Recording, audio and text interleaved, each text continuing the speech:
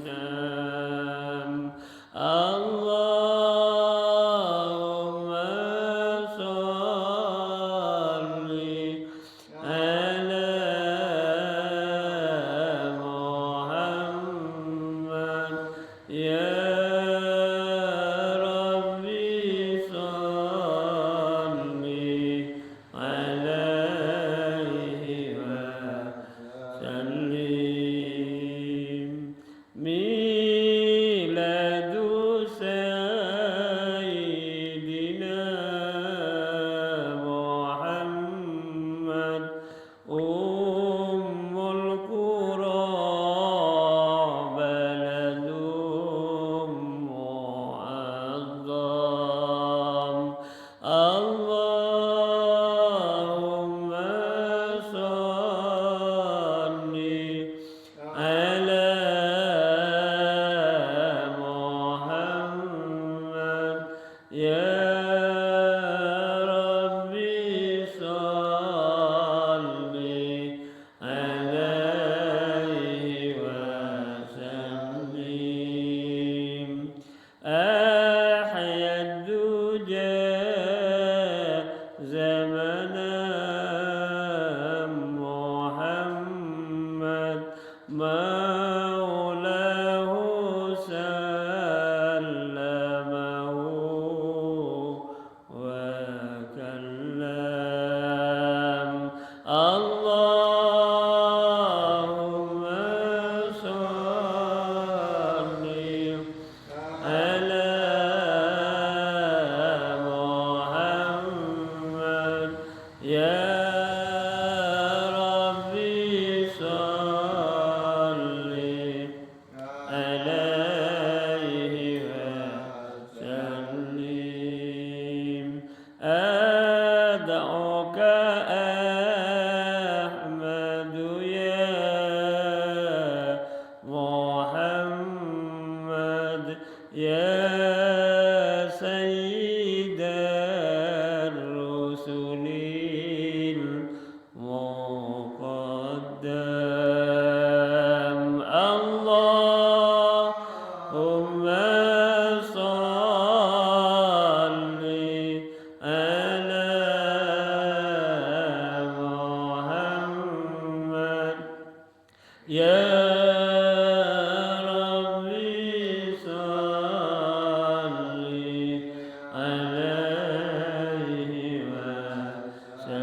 عليه وسلم اشفع إلى الله يا محمد يوم القيامة كي أنام اللهم صل على محمد يا ربي صل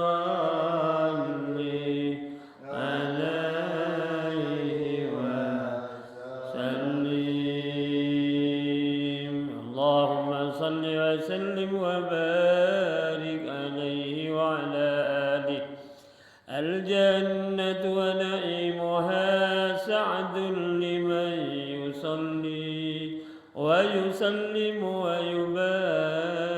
ويبارك عليه وعلى آله أثر اللهم قبره الكريم بعرف شديد من صلاة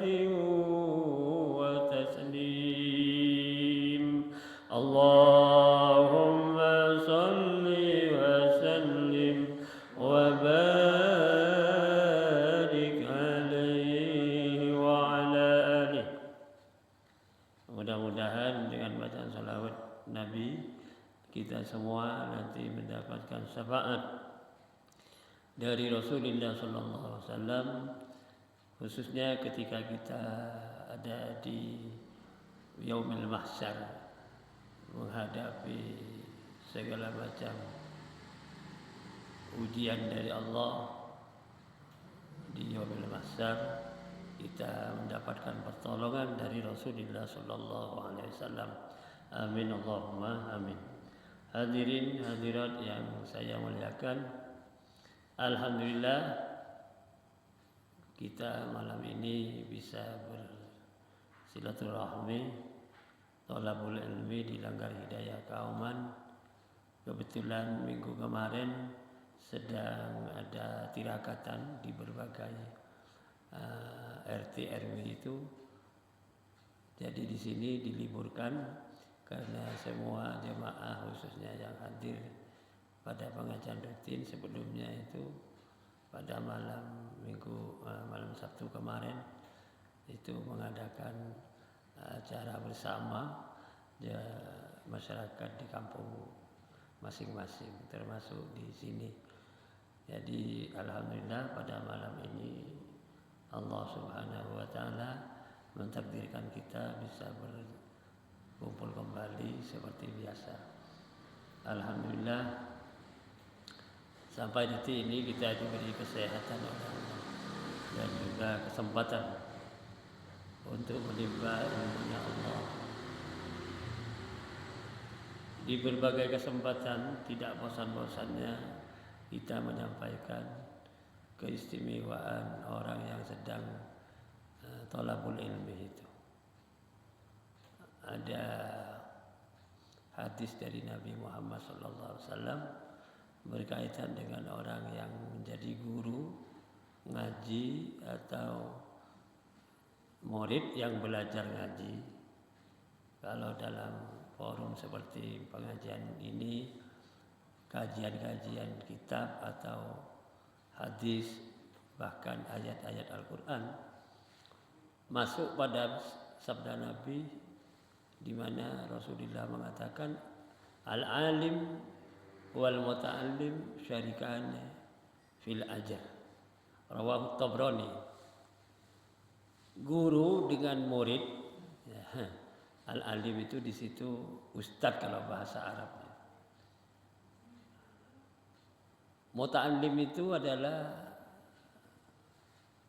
kalau di pondok santri, ya orang yang sedang belajar lah. Itu pahala ganjarannya kata Nabi sama. Guru dengan murid itu oleh Allah diberi pahala yang sama. Nominalnya atau jumlahnya kalau pakai hitungan. Misalnya guru dapat 100, yang murid dapat 100. Jadi guru dengan murid itu sama.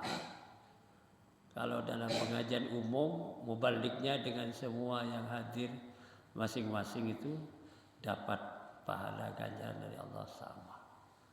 Saking besarnya pahala yang diberikan oleh Allah kepada hambanya yang mau memperhatikan ilmunya Allah itu. Sampai-sampai ada hadis yang berkaitan dengan keistimewaan mengaji itu. Belajar 1 jam lebih utama daripada sholat sunnah 1000 rakaat.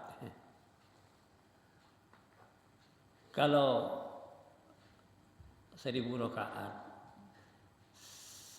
selama saya hidup ini belum tahu ada jemaah atau teman kenalan bahkan orang lain yang sholatnya sampai 1000 rakaat. Jadi di sini Allah memberi nilai sangat tinggi kepada orang yang sedang belajar.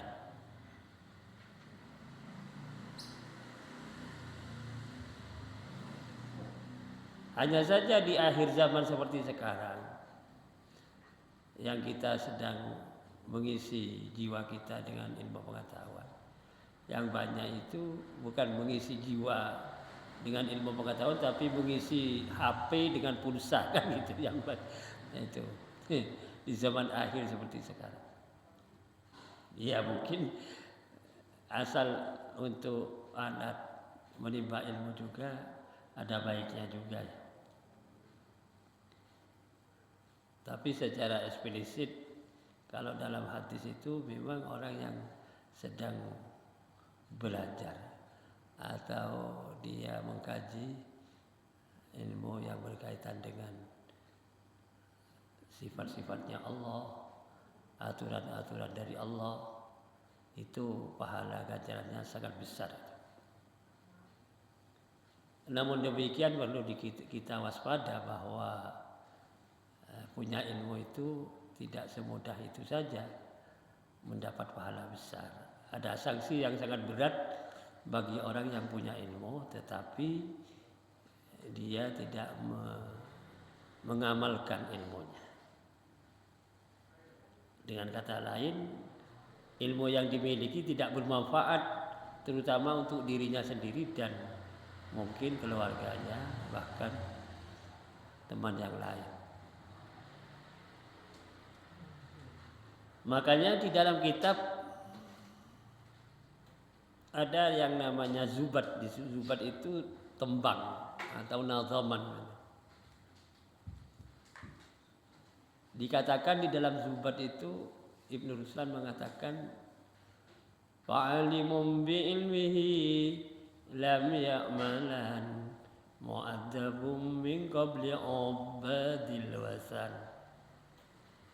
Fa'alimun bi'ilmihi lam ya'malan mu'adzabun min qabli ubadil wasan.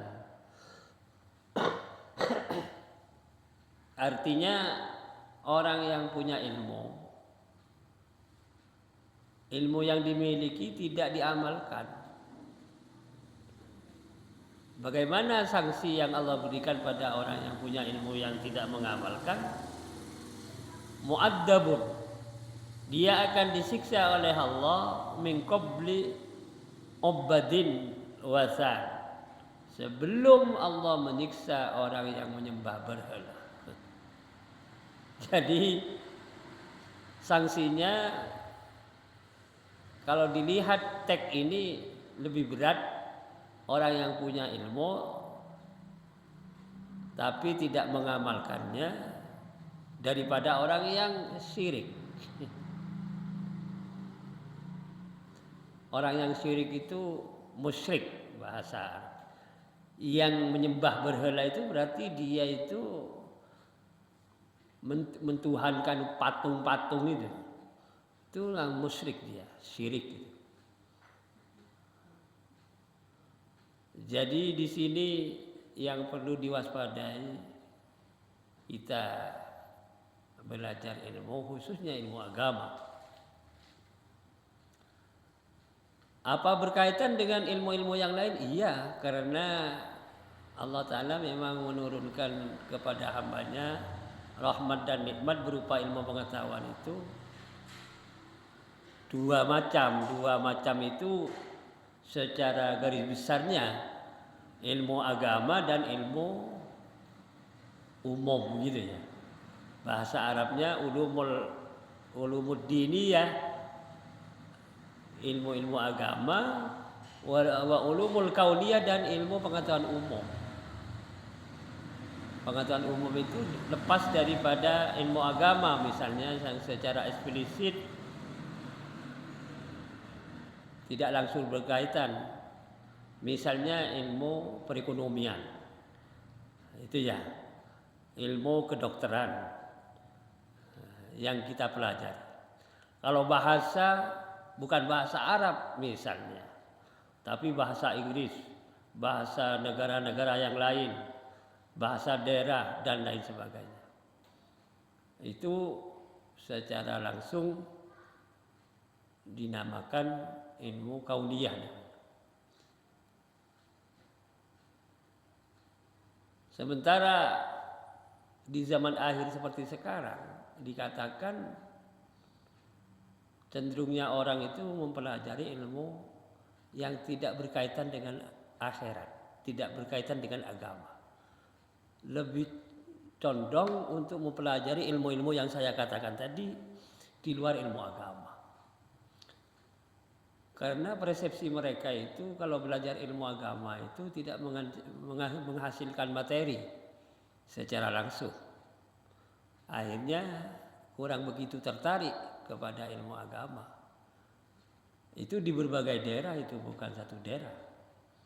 Di zaman akhir seperti sekarang. Untuk orang Islam yang perlu kita ketahui, yang harus diambil skala prioritas di dalam ilmu pengetahuan itu pertama ya ilmu agama, yang harus diutamakan daripada ilmu yang lain, ilmu umum lah. Apa kedua-duanya sama-sama harus dipelajari? Iya, sama-sama. Tetapi kalau mau urut, ya ilmu agama dulu, baru ilmu umum. Begitu maksud saya. Jadi supaya tidak keliru. Karena Kalau kita konsentrasi kepada ilmu umum, ilmu agama semacam dikesampingkan, itu minimal itu dosa kita. Kenapa kok dosa? Iya, karena satu, dia itu punya keyakinan belum bisa mantap itu. Karena dia tidak belajar ilmu akidah misalnya. Dia yang kedua, dia di dalam melaksanakan ibadah tidak begitu menjamin pelaksanaan ibadahnya itu oleh Allah diterima. Karena apa? Dia tidak tahu ilmunya cara beribadah yang berkaitan dengan ilmu pengamalan pendekatan diri kita kepada Allah yang disebut ilmu syariat itu. Oleh sebab itu, orang Islam di mana saja berada, siapa saja dia, kalau memang beragama Islam, harus punya konsentrasi pertama untuk mempelajari ilmu agama itu. Tidak semua ambil yang pokok-pokok dulu saja. Artinya yang mendesak, misalnya berkaitan dengan ilmu tata caranya melaksanakan sholat. Karena sholat itu harus dilaksanakan setiap hari minimal 5 kali. Maka ilmu yang berkaitan dengan tata cara sholat 5 waktu tadi itu harus diprioritaskan. Tidak bisa mengelak lagi. Oh, itu ilmu yang berkaitan dengan tata caranya sholat 5 waktu itu saya tidak usah belajar. Cukup dengar-dengar begitu. Lah, yaitu semangat yang seperti itu dikatakan oleh agama itu bukan semangat, tapi justru dia menyepelekan ilmu agama. Oleh sebab itu perlu ada pemahaman dari kita sebagai umat Islam, umat Nabi Muhammad, ilmu agama itu menjadi konsentrasi kita di awal sebelum ilmu yang lain. Oleh sebab itu sekali lagi kita kena hukum Islam, wajib bagi kita untuk perhatian mempelajari ilmu agama sebelum ilmu-ilmu yang lain.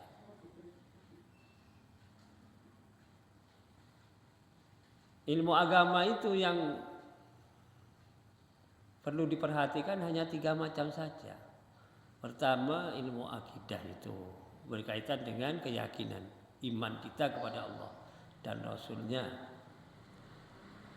Yang kedua, ilmu syariat. Kalau bahasa yang populer itu ilmu fikih itu, pemahaman tentang prosedur kita ibadah kepada Allah dan bermuamalah, interaksi dengan masyarakat. Yang ketiga, secara gampang itu ilmu berkaitan dengan tindak tanduk kita, unggah-ungguh kita yang disebut ilmu akhlak itu. Kalau bahasa yang populer ilmu tasawuf. Jadi hati yang ada dalam dada kita masing-masing itu di situ perlu diasah, dibersihkan dari sifat-sifat kotor yang ada dalam hati kita. Seperti rasa iri hati itu tadi, atau merasa kalau bahasa kaum itu kumedi apa ya, takabur bahasa Arabnya. Sifat-sifat yang jelek dalam hati itu perlu dipelajari ilmunya, yang disebut ilmu tasawuf. Kenapa kok berkaitan dengan hati? Karena memang semua manusia diremot oleh hati masing-masing. Hidupnya itu, kehidupan manusia termasuk kita yang datang ini berangkat ke sini sangat ditentukan oleh hati kita. Makanya Nabi mengatakan dalam sabdanya itu, inna fil jasadi mudghatan. Sesungguhnya dalam jasad kita ini adalah satu segumpal darah. Idza saluhat saluhal jasadu kullu. Apabila mudghah itu segumpal darah itu baik, maka baik semuanya. Maksudnya semuanya, sekujur tubuh, tangan, kaki, perut, gitu ya. Bahkan mata, telinga, mulut, itu semuanya akan baik apabila segumpal darah tadi itu baik. Wa idza fasadat fasadal jasadu kullu. Apabila segumpal darah itu jelek, maka akan jelek semuanya. Mulutnya jelek, omongannya itu tidak karuan, karena memang hatinya jelek. Kemudian matanya juga jelek, karena hatinya yang segumpal darah tadi itu jelek. Akhirnya pandangannya, penglihatannya itu hal-hal yang negatif, yang berdosa. Telinganya juga, tangannya juga, kakinya juga, bahkan perutnya. Karena hatinya atau segumpal darah itu jelek. Di sini dikatakan oleh Nabi, ala wahyal qalbu. Ketahuilah bahwa segumpal darah itu adalah hati. Hati. Nah, ini kalau mau dikaji lebih dalam tentang soal hati ini, kita harus masuk kepada metode belajar ilmu tasawuf namanya. Tata cara membersihkan hati. Ya ini kalau di kalangan anak-anak mahasiswa sekarang kan tidak populer ilmu tasawuf. Apalagi memang bukan santri. Boleh dikata tidak pernah ngaji kepada kiai, kecuali dia belajar pada gurunya di sekolah umum tadi. Makanya ini nanti ke depan yang namanya dikadensi moral akhlak manusia itu di dunia, bukan cuma satu daerah atau satu negara, akan tambah rusak, tambah tak karuan, karena memang generasi penerusnya itu tidak tahu tentang ilmu tata caranya membersihkan hati tadi. Kalau bahasa yang populer sekarang etika, kan gitu, dilanggar. Iya, karena memang hatinya jelek itu. Tidak menggagas lagi saran dari orang tua. Anak-anak kita sekarang. Ini mohon maaf, saya bukan membanding-bandingkan antara pondok dengan luar pondok, tapi memang kenyataannya kalau di pondok itu masih persentasinya 75 sampai 80 itu masih banyak taat kepada orang tuanya dan gurunya. Pondok yang diasuh oleh ulama-ulama. Tapi di luar pondok sudah, naudzubillah min dzalik. Usia sekolah SMP aja sekarang sudah tidak karuan. Jadi ini yang perlu diperhatikan oleh kita sebagai orang Islam yang punya tanggung jawab moral dunia sampai akhirat, apalagi punya keluarga, punya saudara, punya keponakan. Wah, walhasil ini kalau tidak diperhatikan, anak-anak kita ke depan nanti tidak karuan ini. Apalagi pengaruh dari luar sekarang lewat media ini. Ya Allah, sudah.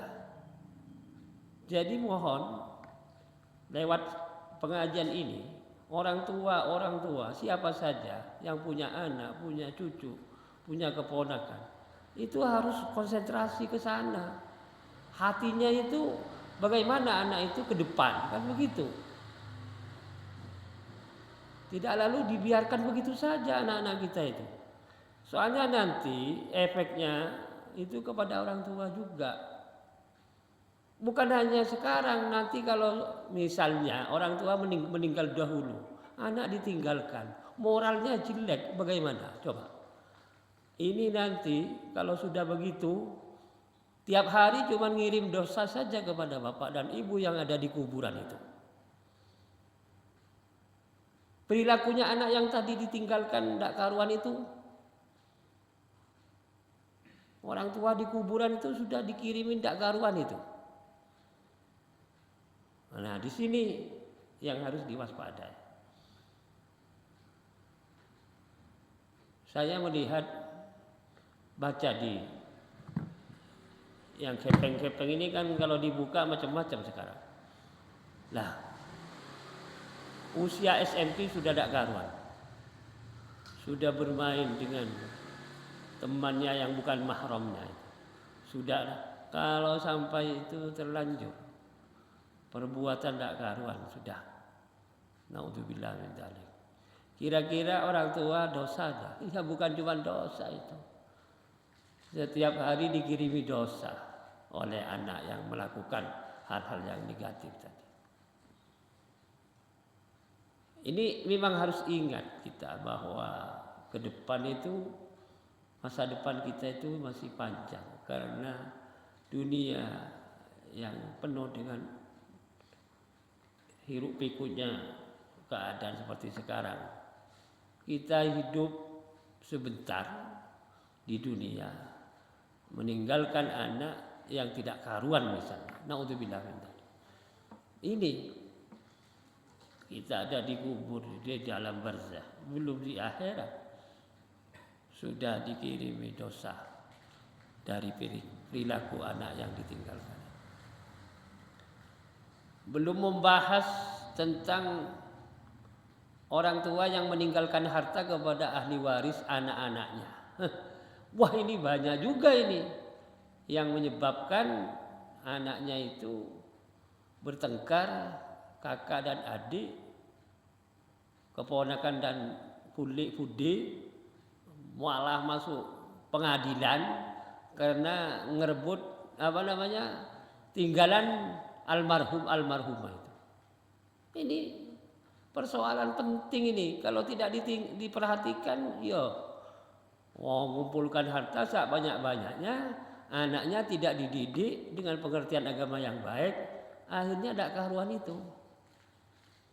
Ini kejadian ini. Ini bukan saya ngomong asal ngomong, tapi memang kenyataan. Merebut satu dengan yang lain. Karena tidak berdasarkan aturan dari agama. Seenaknya sendiri. Bahkan yang celaka ini saya jelaskan saja. Punya anak angkat, dinotariskan, gitu ceritanya. Ini kejadian ini. Karena dinotariskan, anak angkat tadi merasa ahli waris. Padahal bukan ahli waris itu. Tak kasih tahu. Bukan ahli waris dari yang meninggal itu. Ini bagaimana kaitannya dengan agama? Tidak ada. Pelanggaran malah. Jadi pelanggaran. Gara-gara dinotariskan, saudaranya yang meninggal itu tidak dapat apa-apa. Anaknya menguasai, anak angkat tadi. Yang dinotariskan itu, ini milik bapak saya. Resmi saya dinotariskan. Waktu masih kecil. Anak angkat. Jadi yang berhak menerima warisan itu saudara-saudara yang meninggal. Anak angkat yang dinotariskan itu sudah kuasa 100% itu. Didukung lagi dengan formalitas hukum legal katanya. Ini perlu diungkap ini juga. Karena kalau ini dibahas jadi persoalan terus. Di masyarakat terjadi. Ini belum urusan pengabdian anak untuk orang tua, tapi malah tinggalannya itu dibuat rayahan dengan cara patuh tadi, bertengkar satu dengan yang lain. Ini kalau dibahas tidak selesai sebulan 2 bulan, apalagi didukung oleh formalitas legal, dinotaris kayak sertifikat saja.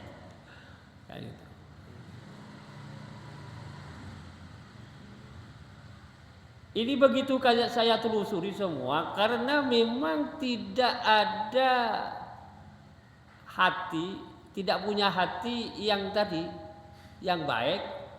Kenapa kok tidak baik? Karena memang agamanya nol dia. Islam tapi cuman untul bawang katanya. Tidak tahu dia. Pokoknya Islam. KTP saya Islam. Orang sholat. Kadang sholat kadang enggak. Tapi kalau hari raya nomor 1. Bahkan jadi penitia pelaksana sholat hari raya di jalan.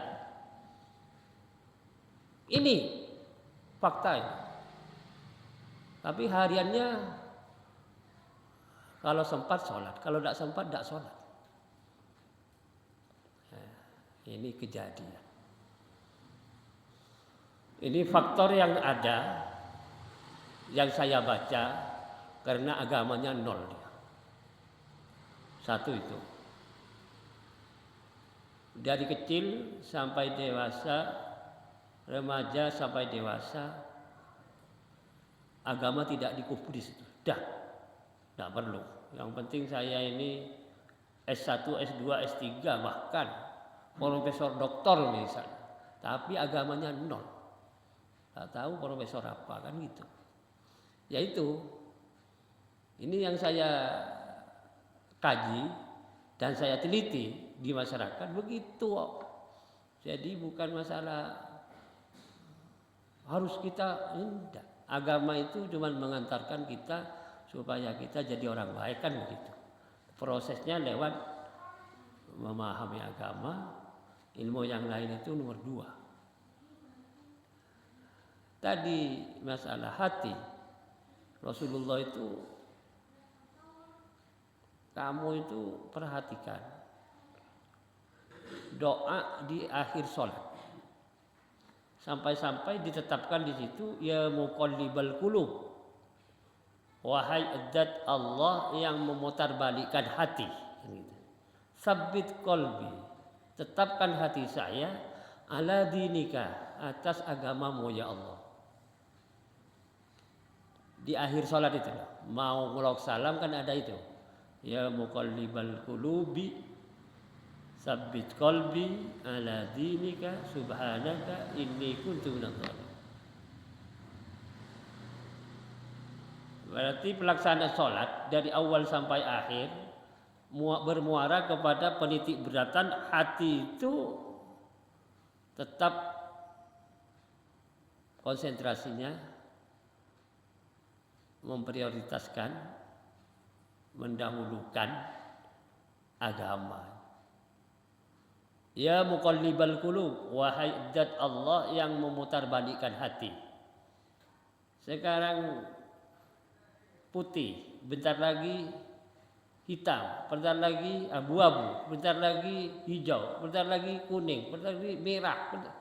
Kan hati itu. Ya muqallibal qulub, wahai zat Allah yang memutarbalikkan hati, sabbit qalbi, tetapkan hati saya ala dinika atas agamamu ya Allah. Agamamu ya Allah itu agama Islam. Disempurnakan agama Islam itu menjadi agama yang diridhai oleh Allah, disempurnakan dengan ilmu pengetahuan. Ilmu pengetahuan yang berkaitan dengan agama secara khusus.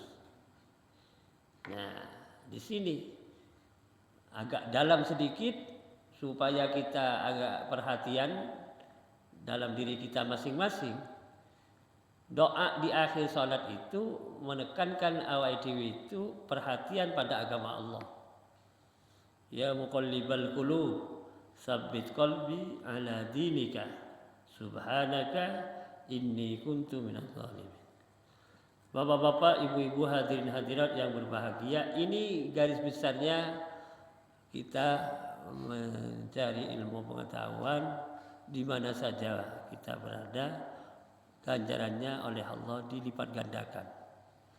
Pahalanya besar, tetapi itu tadi materi yang kita pelajari pertama adalah agama.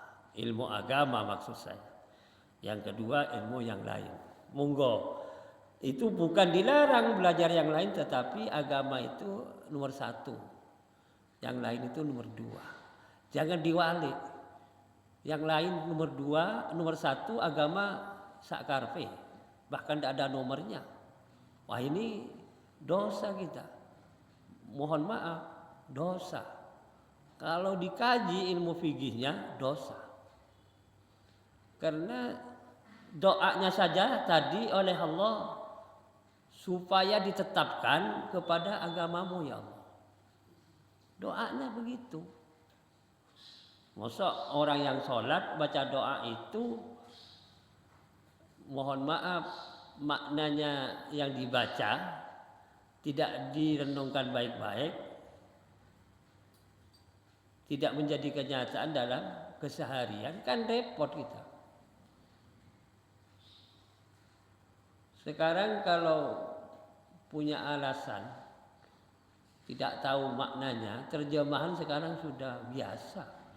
Dari Allahu Akbar sampai Ngolok Salam itu sudah ada terjemahannya. Tur bacaannya sedikit, tidak banyak. Yaitu dihafalkan, direnungkan baik-baik. Kalau hati kita dengan Allah diluruskan pada agama Allah yang diridhoi, agama Islam, berikut ilmu Islamnya lumayan, ya dari awal sampai akhir tetap di jalan yang diridhoi oleh Allah, tidak meleset kita, insya Allah kita sesuai dengan apa yang dikatakan oleh Allah dalam Al-Quran. Hubungan kita dengan Allah itu baik, tidak konslet gitu. Karena kita sebagai makhluknya punya hubungan dengan Sang Khalik Allah itu. Makanya banyak hal-hal yang perlu diperhatikan. Oleh Nabi dikatakan, kalau ingin kamu bicara dengan Gusti Allah, mocolah Al-Quran, kan gitu. Makanya bukan agama Islam mengklaim kebenarannya mutlak, tetapi memang harus ke situ. Di dalam sholat itu kan bahasa Arab. Kebetulan yang wajib pertama moconi Fatihah. Fatihah itu kalamullah itu. Berarti kita baca Fatihah itu sedang bercakap-cakap, berkomunikasi langsung dengan Gusti Allah, gitu loh. Nah di sini kalau ini komunikasi kita itu substansi dari Fatihah itu masuk dalam hati, insya Allah itu hidup kita itu lempeng, bahasa Jawa. Lempeng itu lurus. Karena memang intinya ihdinas siratal mustaqim siratal ladzina an'amta alaihim. Tunjukkan ke jalan yang benar, yang lurus, benar, lurus menurut Allah itu. Kan gitu. Yang kita sampaikan kepada Allah itu mohon dikasih petunjuk jalan yang benar, yang lurus. Seperti jalannya orang-orang yang telah Engkau beri nikmat atas mereka. Jadi awak dewi ini ingin mendapatkan jalan yang benar, yang lurus. Pernah didapat oleh hamba Allah jalan yang lurus, yang benar itu, tetapi yang mendapatkan itu hanya 4 kelompok itu. Para nabi, para siddiqin, para syuhada, para solihin. Yang solihin ini yang masuk dalam kategori ulama-ulama. Kalau nabi kan hamba Allah yang mendapatkan wahyu, kan begitu. Nabi mendapatkan wahyu. Kalau siddiqin itu hamba Allah juga. Selalu dia itu siddiq. Siddiq itu akidahnya benar, tindakannya benar. Syuhada itu orang yang selalu membela agama Allah, kebetulan gugur dalam medan peperangan. Syuhada, syahid. Ya, solihin ini orang-orang yang beramal soleh. Bagian dari solihin mungkin ini di situ ulama-ulama. Memang kita mohon kepada Allah hidup ini supaya seperti mereka. Jalan kita seperti ulama itu, seperti siddiqin itu. Kalau berjuang seperti para syuhada itu. Puncaknya seperti para nabi wal mursalin, kan gitu. Diberi contoh 4 oleh Allah, 4 kelompok itu karena ada klasifikasinya tentunya. Kalau nabi itu kan paling top itu, para nabi. Kalau kita hidup seperti para nabi, keinginannya, tapi kan tidak bisa sama dengan nabi. Pertama, diri kita sendiri tidak dapat wahyu langsung dari Allah, sudah tidak sama. Kalau sekian persen mungkin bisa, tapi kalau sampai 100% sulit untuk mencontoh nabi. Apalagi para nabi, termasuk kelompok yang siddiqin ini. Ini kelasnya seperti Khulafaur Rasyidin, pengganti Nabi Muhammad. Setelah wafat Rasulullah diganti Sayyidina Abu Bakar, Sayyidina Umar, Sayyidina Utsman, Sayyidina Ali. Itu disebut siddiqin itu. Untuk seperti beliau sulit kiranya kita. Syuhada, memang para syuhada itu terjun ke medan peperangan, gugur.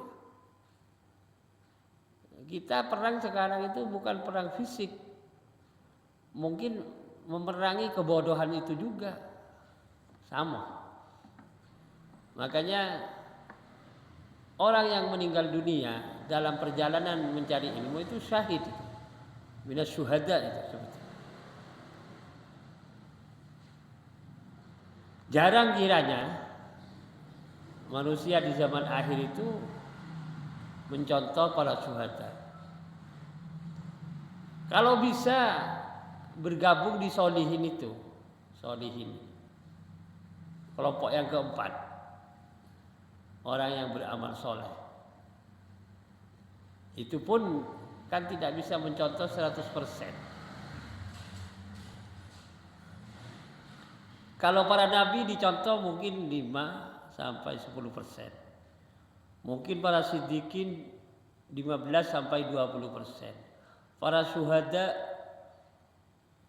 20%-30%. Para solihin mungkin 40-60%. Untuk 75% sulit juga. Ada cerita sedikit bahwa para solihin itu kalau berbuat dosa, terlanjur dosa, langsung bertaubat. Kok begitu? Iya, ulama itu dosa tidak dosa, sama, tetapi tidak musirrun ala dzunub. Ulama itu tidak menetapi tindakan dosa. Begitu dosa langsung bertaubat. Awake dhewe dosa karuan dosa tambah sisan sekalian dosa. Kalau awake dhewe kan begitu. Beda. Jadi apa yang ada pada solihin, para ulama, sekian persen itu sudah luar biasa. Kalau 50%, wah itu setengah ulama kan. Oleh sebab itu baca suratul Fatihah, kata Nabi, siapa yang ingin berkomunikasi dengan Gusti Allah baca Quran. Salah satu dari Quran Fatihah itu. Kan? Ya Quran itu kalau semua kan berapa tadi? 40 114 surat, iya kan? Iya, 114 surat. 114 surat itu dibaca satu hari satu surat, berarti 3 bulan lebih, ya, hampir 4 bulan. Umpama satu surat kita pelajari, kita baca dalam rangka komunikasi dengan Gusti Allah, masing-masing surat dibaca, jumlahnya Al-Quran itu 114 surat. Tapi khusus kita yang melaksanakan sholat, kan sudah dibaca Fatihah itu 17 kali. Subuh 2 kali. Rakaat pertama, kedua Fatihah, ya. Ini yang wajib maksud saya. Yang wajib. Duhur 4 kali. Asar 4 kali. Maghrib 3 kali. Isya itu di jumlah 17. 17 kali bacaan Fatihah. Itu direnungkan baik-baik. Arti dari Fatihah itu mulai dari Bismillahirrahmanirrahim sampai waladhdallin. Waktu membaca dari Bismillah sampai waladhdallin itu merasa dirinya sedang bercakap-cakap dengan Gusti Allah gitu. Garis besarnya itu matur kepada Gusti Allah. Kalau membaca dari Bismillah sampai waladhdallin khusyuk hati kita, konsentrasi, merasa matur kepada Allah, wah itu sholatnya tidak terasa itu. Walaupun 1 rakaat 5 menit tidak terasa itu. Berarti kalau 2 menit 2 rakaat kan 10 menit. Subuh misalnya, ya. Kalau duhur 5 menit tiap 1 rakaat kali 4 20 menit. Salat yang dilaksanakan dengan hati yang konsentrasi pada bacaan suratul Fatihah saja.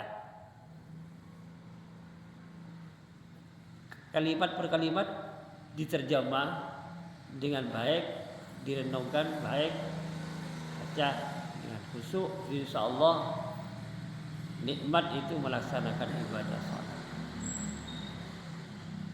Ini hubungan makhluk dengan Sang Khalik, awak dewi dengan Allah gitu. Ini belum hubungan dengan sesama, tapi secara khusus yang disebut vertikal. Awak dewi langsung dengan Gusti Allah. Saya kira itu gambaran sekilas. Mohon maaf, ini ada acara juga.